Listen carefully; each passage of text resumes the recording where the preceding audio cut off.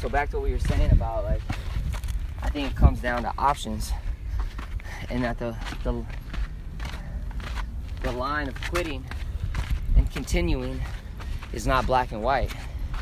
Like, what defines quitting, I think, is when you have options on the table and you turn them down because it's too hard. That's quitting. You know what I mean? Right, yeah. But, so not quitting would be, you have options on the table, but you also have other options over here that are just as wholesome and potentially just as fruitful, and you step away. And it doesn't necessarily, the options can be completely different. And for your case, it could be like milk the day and your acting career come to a pitchfork in the road, right? Right. So you have to quit one. You have to. Right. Because to reprioritize. one of those is demanding more of your life than the other, and you don't have the opportunity to do both. So, like, if you were to choose acting, would you call that quitting? I would say no. I would say that's being selective. That's being decisive. That's being. It's going for one over the other. That's being stern and noble. That's being noble. That's being noble enough to say, no. I'm gonna invest everything I can into this thing because I know this is ultimately gonna lead to a bigger impact. And if I don't give my everything, it's gonna be less of a ripple when I hit the water. You know what I mean? Right. And that's why I think quitting is a very gray area. A lot of people, and a lot of people put way too much pride in, like, not giving up, and, like, if I do this, my whole life's over, as if you have one purpose in life. I feel like we're constantly evolving and changing as humans. To say that we all have one purpose is very limiting to me. I agree. It's a closed-mindedness. Now, I'd rather live life like everything I do is purposeful rather than I have one thing that's my purpose. I like that. You know? I like that. Because that was a big fear of mine. Like, when I embarked on this journey to be a musician, and I dropped everything, school, future plans, this or that, there wasn't like a multi-layered process or like multiple targets I was trying to hit. I set one aim, and it was to be a musician. One aim, you know? Yeah. And in that time, I always told myself, like, this is gonna work because this is your purpose, you know? Like, the universe, God, whatever, it's conspiring for you in this sole purpose, you know? And I'm like, well, what if I don't want to do this anymore? Does that mean everything else that I do from here on out is less anointed? You know what I mean? Right. Is less chosen, is less regarded as, like, holy? Or is it just the purpose that you put into things? Because there was moments where I wanted to quit, and there's moments when I really didn't enjoy making music at all, and a lot of it had to do with the environment, but still, you know, it was kind of like the option to leave on the table. If I leave, does that mean that, like, I'll never become who I'm supposed to be because I didn't do this one thing? Right. No, that's a really good point. But it's also not, to be clear, it's also not like an scapegoat. That's not your escape route. That's not your extra life button that you should just press freely. Because, like, now you're like, oh, everything I do is just all it matters is being purposeful, and then, like, that's it. So I can jump from one thing to the next, and then one thing to the next. I think it's your due diligence. Like, to truly commit to things. And I think that just teaches us how to be a full human. Because you get the full spectrum of things. You don't get a taste, you get the full entree. And then if it sucks, at least you went there. You know? Like, at least you have the failure under your belt. Better to go all the way in and come out with a failure than waste time and come out with nothing. Well, and it's the same thing, just like the conversation about, I feel like for me and what a lot of people, a challenge they have, I know for myself, is spending too much time overthinking, planning, strategizing in your head, maybe even just fantasizing or, you know, getting almost like high on the imagination of what it could be, and the what if of like a vision you have of, you know, whether it's you're picturing yourself living life on your terms or doing whatever it is that you're kind of fantasizing about, and then there's a lack of actual action or execution getting you towards whatever that goal is that you're fantasizing about, you know what I mean? Right. And I loved when we've had conversations about that. I don't know if it was from a book you read, I think you said it was, about the cycle of inspiration and how most people wait until you feel inspired to take action. Right.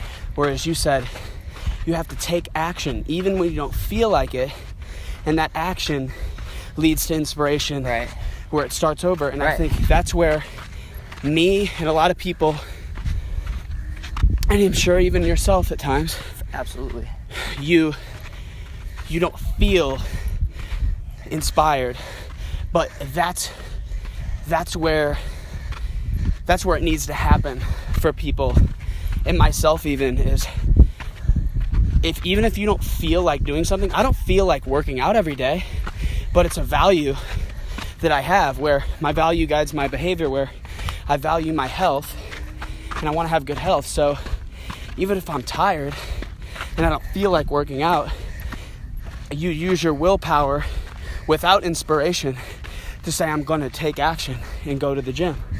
It's just like if I'm 20 years old, I don't want to be one of those people who was saying, oh, I'm going to do this, I'm going to try acting, or I'm going to start this company, I'm going to make this video, saying I'm going to do stuff. Or even if I'm not telling people about it, in my head I'm like, oh, like next week I'm going to make this podcast. Right.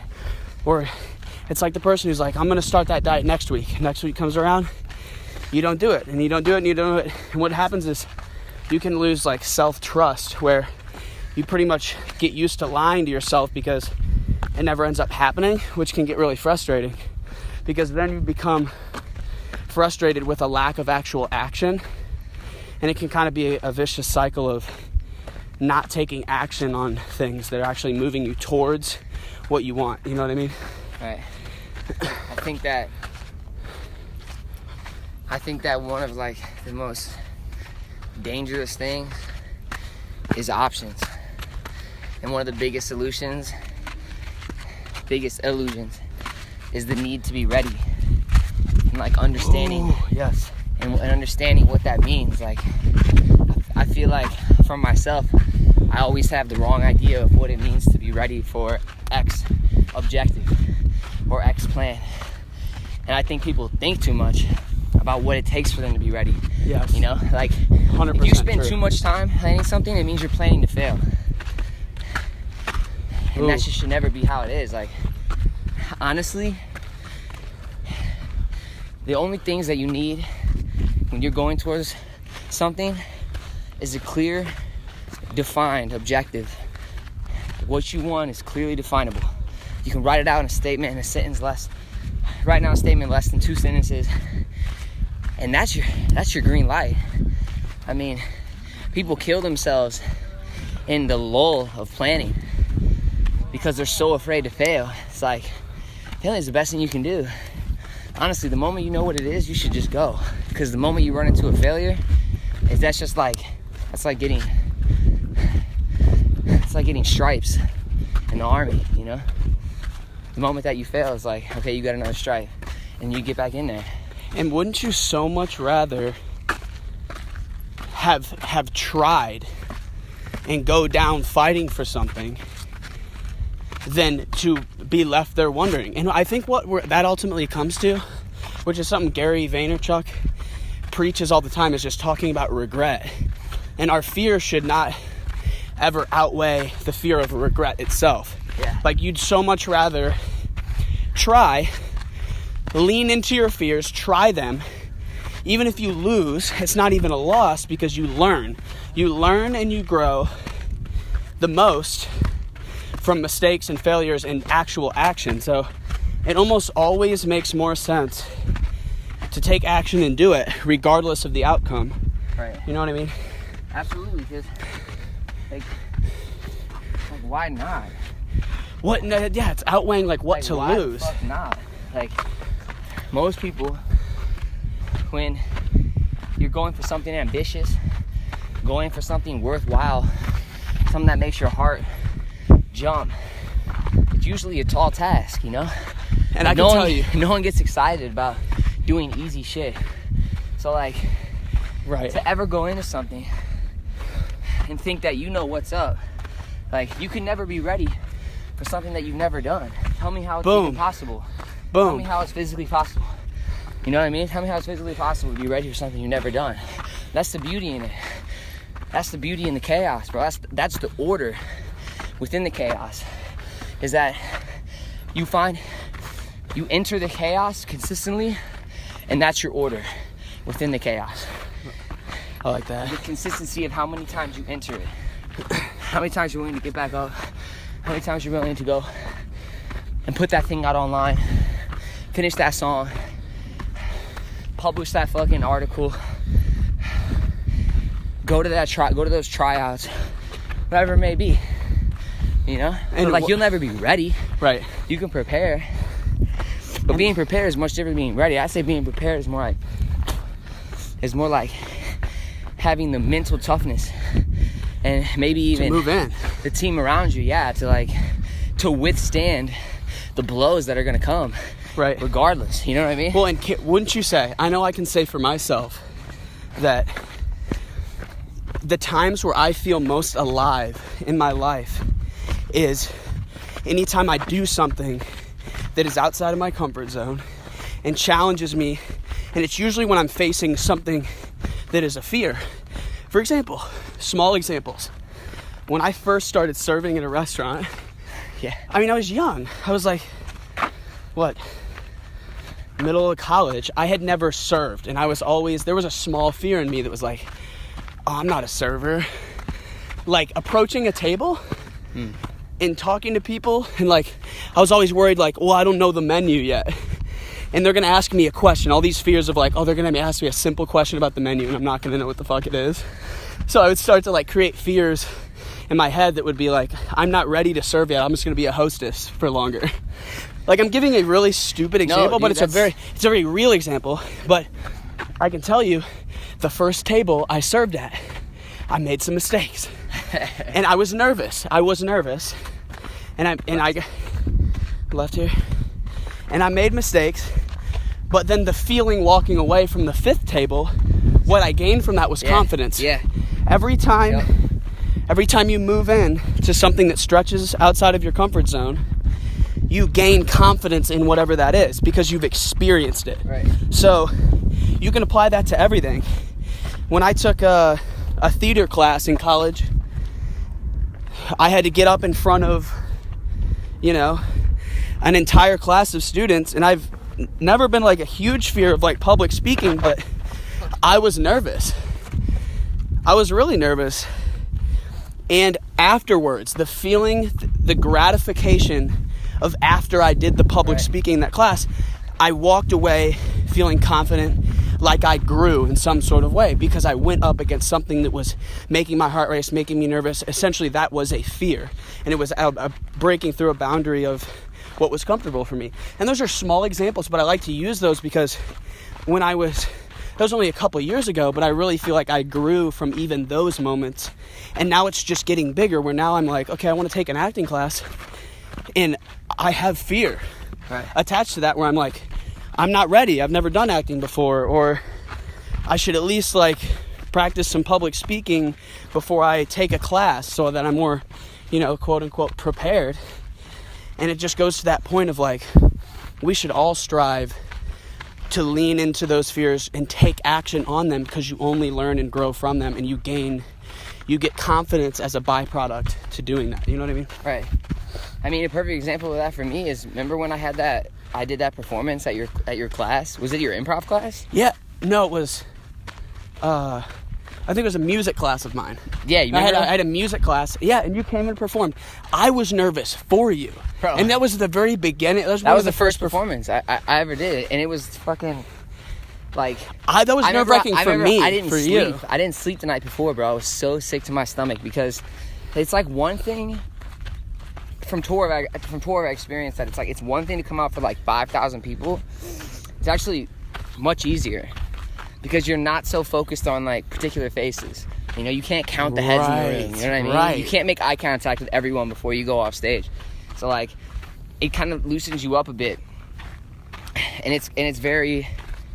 The crowd is like very polarizing. So like, if you win the front over, the energy like just ripples through the whole crowd. So like, you win a few people and the whole thing changes. Right. Everyone's there for you. But for that particular show at college is like, okay, these are my peers. At this moment in my life, like, I'm not a musician yet. No one's referred to me as a musician.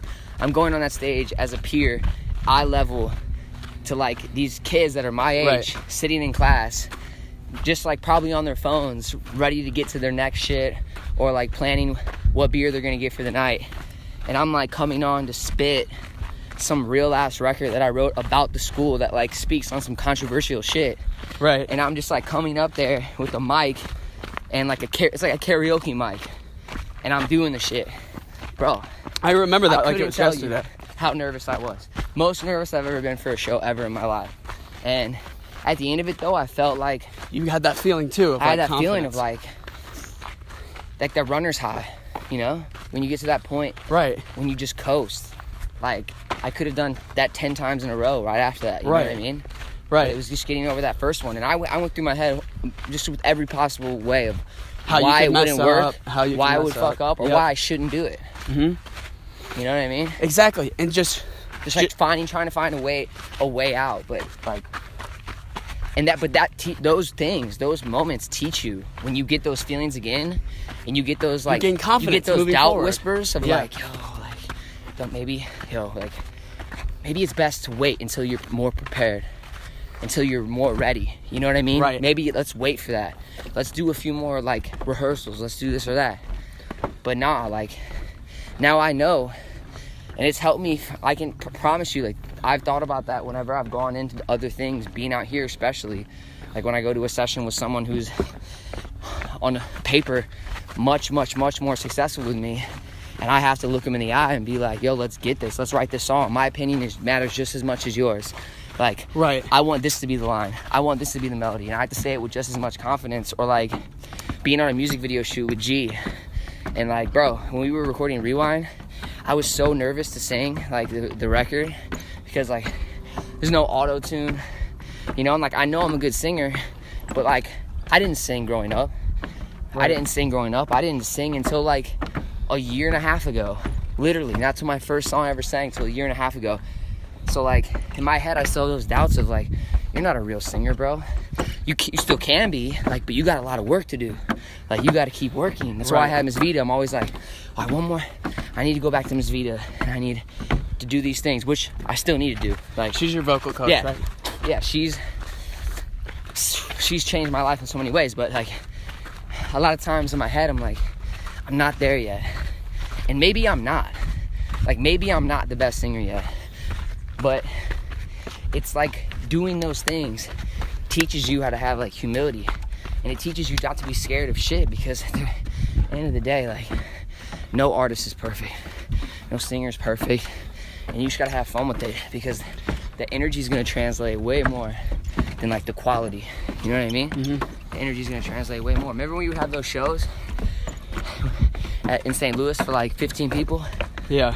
And the one at Rose Music Hall, fucking 20 people in the crowd. Like, the mic was probably all distorted, mixed improperly. I was recording over little beats. I had no idea what vocal training was. I had no idea what vocal warm-ups were. And I'm just going, knowing I'm off pitch. No reverb, no shit, just like a raw vocal. yelling into a dynamic microphone, but everyone felt it because I was having fun. And like, that ultimately is what matters the most when you're ever doing that shit. But back to what we were saying about like learning to overcome that. That's just what it is, man. Like, this illusion of being ready and getting past that, right? And being okay with the fact that you're never gonna be ready. Like, that's what makes shit exciting. No, I agree 100%. And this, part of the reason I want to record this is so I can listen to it again, because what we're talking about is what I've been trying to remind myself of constantly, so that it's enough to make me more decisive and make me take more action to move in on the things we're talking about. I want to do the acting classes, the improv classes. Talking on camera is something I'm not comfortable doing, just like you weren't comfortable on stage the first time. When are you comfortable doing something you've never done before? So why would you let a self-limiting thought of, I'm not ready, prevent you from taking the actual action to find out and experience it for yourself, regardless of the outcome? Bro, like, imagine if you put out a podcast and it was just fucking whack. It had 10 views on it. You look over it in a few months and you're like, what the fuck are we doing with that backdrop? This shit looks so unprofessional. But like, as you're saying that, like, it's like, oh wait, yeah, this looks unprofessional. Let me write that down. Oh, you know what? Yeah, that was a little too long. Let me write that down. Oh, you know what? I didn't cut these up right away. You know what? Oh, okay, I need to have topic cards, cue points, so when we should switch topics. I need to stay on task. Right. Oh, you know what? Like, we could use a little more light over here. You're fucking learning. You're learning how to make it better. Like, that's the only way you can do it. It's the only way. And that's it. What you're talking about is progress. And progress doesn't happen without action. Again, action doesn't mean you're going to fail or win or it's going to go well. Right. Action just means you're making progress, because without action, there's nothing. Right. Without action, there isn't inspiration. If we only wait to take action when we have inspiration, then everything's going to move a lot slower, or we're never going to get there because we're never going to be making a whole lot of progress. So that's why I've been a happier, more excited person ever since I started taking more action towards things that stretch me outside of my comfort zone. Now it's like, I follow Will Smith on Instagram, and he's like, has a bunch of inspiring videos. And he made one talking about like leaning into fears, and he's like, I always go and do things like outside of my comfort zone. And I was like, it helped to reinforce what we're talking about. And I can just say for myself, and I hope whoever listens to this gets inspired enough not to just ponder and feel that inspiration, but then say, okay, fuck it, I'm gonna go take action towards whatever the thing is that is something I want to try but I'm afraid to do. That's really because that's where you feel most alive, and it's fun. It's fun when you walk away trying something new, and it's just extremely gratifying regardless of what happens, you know? Bro, like, if without action, we're still just a hyper condensed ball of energy in the galaxy. You know, without action, that's all this is. Action is what created it. Motion. Yeah. Doing. Movement. Yeah. We didn't get all this shit. If I had to title this podcast, it would be You'll Never Be Ready. I like that. You'll never be ready. And my last thing, I'm going to make a separate podcast on this, but what I use, keep asking yourself the question of what do you have to lose? And usually it's, you have more to lose by not trying, because what is an outcome of not trying is regret. We should be afraid of regret more than we're afraid of failing. Sure. All right. Peace out.